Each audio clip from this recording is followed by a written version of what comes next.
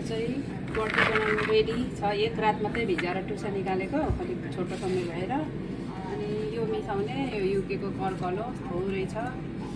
मसला अदुवा, लसुन, जिरा, धनियाँको पेस्ट, यहाँनिर चाहिँ टमाटोस। अब चाहिँ घिउ हालेर, यहाँ घिउ हालेर के हाल्ने हो? सेफ के जान्ने हो? हेर्दै जानु भन्दैछु त। मेथी रातो भएपछि चाहिँ अब यहाँनिर पिनेको मसलाहरू हालिन्छ। मसला, जिरा मसला, धनियाँ अनि अदुवा लसुनको पेस्ट हालेर यहाँ फ्राई गरिन्छ। कलर रातो भइदियो। अब यो अदुवा लसुन ब्राउन भएपछि चाहिँ टमाटोस हालिदिने हो। वाउ, टमाटो हालेर टर्मरिक हाल्ने, त्यहाँदेखि यसो चलाइदिने हो। अब चाहिँ कर्कलोको पालो आयो। यस्तो गरेर कर्कलो हालिन्छ। वाउ, पक्का मिठो बनाउँछ है। ग्रेट। अब चाहिँ त्यो पछाडि चाहिँ क्वाटी, गेडागुडी, मेन क्वाटी चाहिँ यो हो। ल हेरौँ त, पक्का दामी होला जस्तो छ। वाउ, अहिले नै माउथ वाटरिङ भइसक्यो है मेरो चाहिँ। त्यस पछाडि चाहिँ यो पिनेको के हाल्यो? जिरा, क्युमिङ सिडको चाहिँ पाउडर हाल्यो। त्यस पछाडि जान्छ यहाँनिर साल्ट, नुन।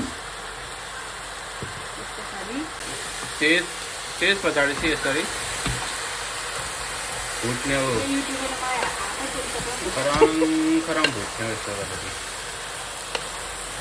अकबरे खोर्सानी चाहिँ यसरी पिनेर हाल्न सकिन्छ। तपाईँहरूले चाहिँ कति पिरो खानुहुन्छ त्यो अनुसार आफ्नो टेस्ट अनुसारको पिन्ने अनि हाल्ने। त्यो पछाडि चाहिँ खोर्सानी यसो गरेर क्वाटीमा हाल्ने। अनि त्यहाँदेखि चाहिँ के हाल्नु पर्छ? अब छ भने चिकन क्युब पनि हाल्नु सकिन्छ, छैन भने यो चाहिँ अप्सनल हो। कोही ठाउँमा हुनसक्छ, कोही नहुनु सक्दैन। त्यो भएर चिकन क्युब हाल्यो भने टेस्ट फाल्टै आउनसक्छ। त्यो भएर हामीले चिकन क्युब पनि प्रयोग गरेका छौँ। त्यो पछाडि चाहिँ यसो चलाइदिने।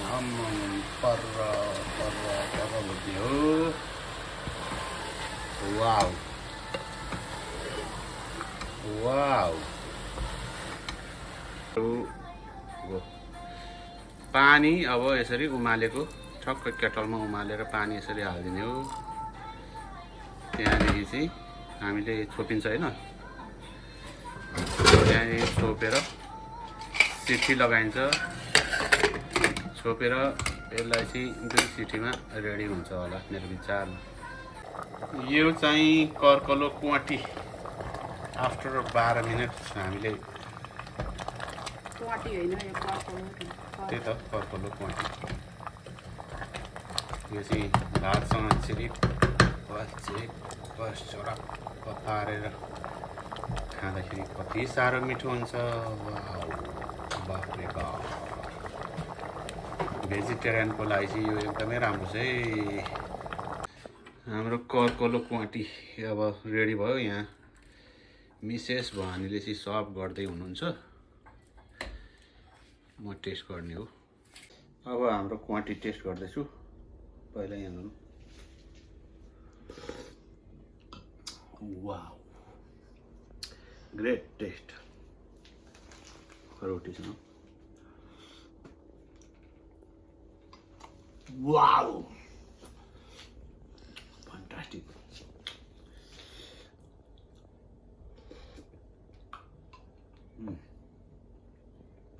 Great taste. Yeah.